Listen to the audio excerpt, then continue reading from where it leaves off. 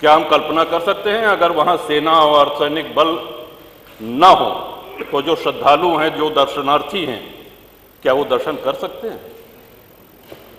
उनके साथ आतंकवादी क्या व्यवहार करेंगे, और जो व्यवहार करेंगे क्या जाति पूछकर करेंगे? अभी हाल में पुलवामा हुआ है, आप सभी लोगों ने देखा है, हम सभी लोग इसके गवाह हैं। कलमा जानते हो, कलमा पढ़ो। कलमा नहीं पढ़ पाए, वस्त्र उतार करके, लिंग देख करके ये निर्धारित किया गया कि ये हिंदू है, और हिंदू देख करके मारा गया। वहां किसी ने जाति नहीं पूछी। किसी भी चीज का बंटवारा हो, चाहे वो घर का हो, संपत्ति का हो, व्यापार का हो, अगर आप बांटेंगे तो उसको कमजोर करेंगे। श्रीमान, भारत सबसे बड़ा विश्व का आबादी वाला देश है, सबसे बड़ा लोकतंत्र है, और इसका बहुत बड़ा श्रेय इसमें जाता है कि बहुसंख्यक हिंदू समाज यहां रहता है। जिन देशों में संविधान लागू है, विश्व के जिन देशों में संविधान लागू है, जहां राजतंत्र है, सुल्तान है बैठे या कोई तानाशाह है, उसकी हम बात नहीं कर रहे हैं। जिन देशों में संविधान लागू है, समय के साथ देश काल परिस्थिति के अनुसार संविधान में संशोधन होते रहते हैं। लेकिन जिन देशों में संविधान लागू है, क्या कहीं उसका प्रियम्बल, क्या कहीं उसकी प्रस्तावना बदली गई है? विश्व में एक भी देश ऐसा नहीं है जहां प्रस्तावना ही उठा के बदल दी जाए। संविधान शिल्पी बाबा साहब अंबेडकर, संविधान सभा के अध्यक्ष बाबू राजेंद्र प्रसाद, पंडित जवाहरलाल नेहरू, सरदार पटेल, सरोजनी नायडू जी, कृपलानी जी, ऐसे ऐसे विद्वानों ने मिलकर के हमारे संविधान की रचना करी, और उसकी प्रस्तावना को ही 1976 में इमरजेंसी में, आपातकाल में, एक झटके में, जब देश में लोकतंत्र नहीं था, बदल दिया गया। श्रीमान, बाबा साहब अंबेडकर उस वैद्य की तरह हैं जो एक बहुत बड़ा वैद्य कोई औषधि दे। अब आप पहुंच जाइए बीच में कि नहीं साहब इनसे बड़े तो हम वैद्य हैं, इन्होंने क्या कहा, ये गर्म पानी के साथ लेना है, गर्म नहीं ठंडे दूध के साथ लो। कहने इसमें क्या है, कहने इसमें अदरक मिला दो, इसमें क्या है, लहसुन प्याज मिला दो। तो जो वैद्य ने दवा दी है उसकी तो ऐसी तैसी हो गई। इतने बड़े, और 2047 में सबसे जरूरी है भारत की जनता को जागरूक करना। लोकतंत्र के साथ जब भी कुठाराघात होता है, जब भी उपहास होता है लोकतंत्र का, जनता को बोलना पड़ेगा, बोलना पड़ता है।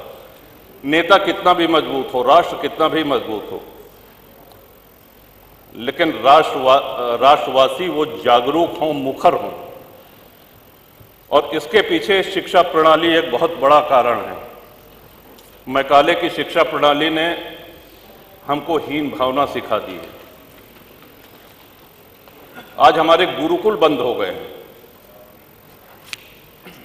धीरे धीरे ये प्रयास हो रहा है कि हमारा गौरवशाली इतिहास आज हमारे बच्चों तक पहुंचे, और उसके लिए इंटरनेट जैसी कई सुविधाएं उपलब्ध हैं। श्रीमान, भारत में लगभग हर प्रमुख धर्म का व्यक्ति रहता है। हिंदू हैं, मुसलमान हैं, सिख हैं, ईसाई हैं, लेकिन किसी भी जैन हैं, किसी भी अन्य धर्मानुयायी के धर्म स्थल से पैसा नहीं लिया जाता है। कहीं आपने सुना है मस्जिद से पैसा ले रही है सरकार, चर्च से पैसा ले रही है सरकार?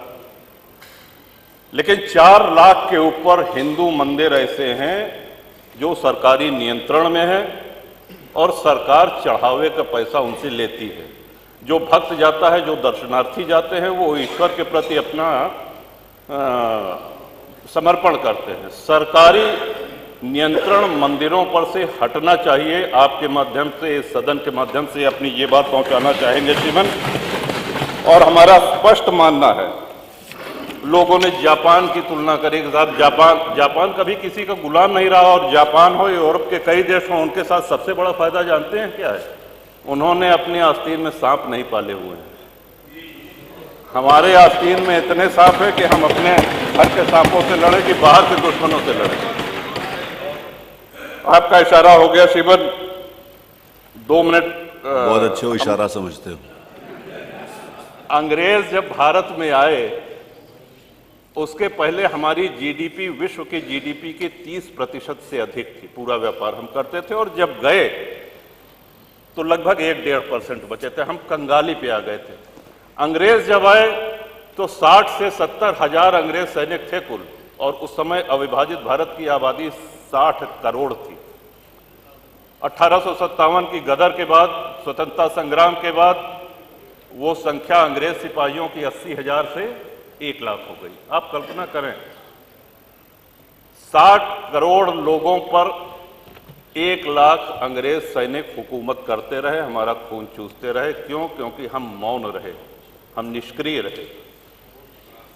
और आजादी के बाद भी हमको अहिंसा का एक ऐसा पुट पढ़ा दिया गया कि अहिंसा परमो धर्मा। हाँ ठीक है, अहिंसा परमो धर्मा है, लेकिन इसकी दूसरी पंक्ति है अहिंसा परमो धर्मा धर्म हिंसा तथैव च।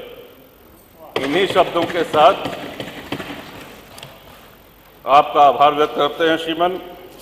और कुंभ पे, कुंभ की चर्चा आई तो कुंभ में मैंने प्रवास किया श्रीमान। देश विदेश में कुंभ की चर्चा हुई, प्रशंसा हुई, और एक छोटे से छोटे सफाई कर्मी से लेकर के बड़े से बड़े अधिकारी ने अपनी पूरी ऊर्जा लगा दी।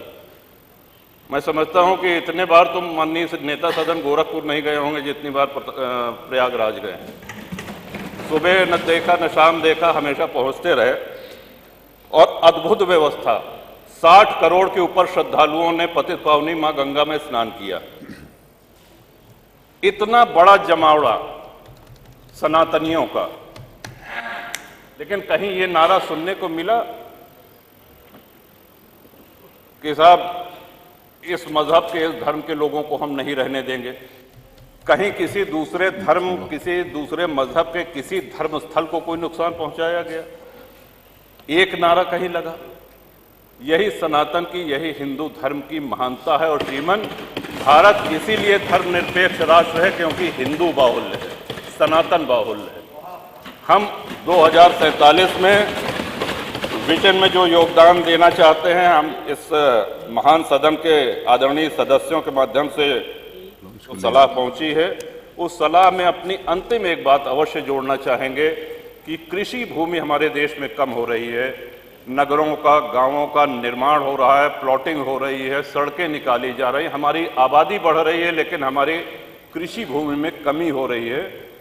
इस चिंता को भी ध्यान में रखें और इस सदन के माध्यम से माननीय जो नीति निर्धारक हैं, जो केंद्र में बैठे हैं, आदरणीय प्रधानमंत्री जी, वो भी अवगत हों। आपने अवसर दिया, बहुत बहुत धन्यवाद। माननीय नेता प्रतिपक्ष, उसमें माननीय नेता प्रतिपक्ष, माननीय नेता प्रतिपक्ष, माननीय अध्यक्ष जी, माननीय नेता प्रतिपक्ष, 1 मिनट, अगर आप 1